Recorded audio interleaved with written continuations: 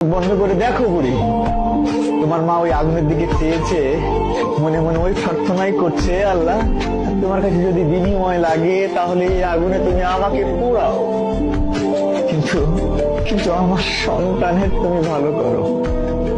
আমার সন্তান যেন খুশি থাকে, ভালো থাকে, যে কাজে তারা আছে সেই কাজের জন্য তারা যেন সফলতা পায়। আর তুমি কি করছো? তুমি এখানে এসে খুবই আরামে আরামে দিন পার করছো তো?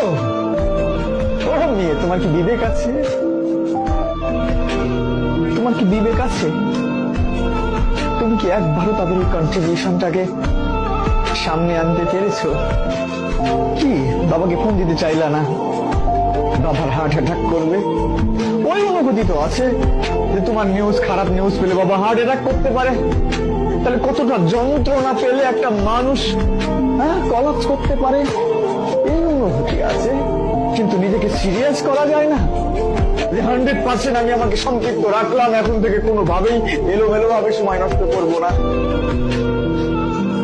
আমি নিজে বিশ্বাস করি, খুব করে বিশ্বাস করি, এখানে সবচেয়ে ভালো শিক্ষক দিলেও সব পেপার গুলো একদম হুবহু পড়ছি, এখান থেকে হবে কোশ্চিন গুলো, এই ব্যাপারগুলো ইনশিওর করলেও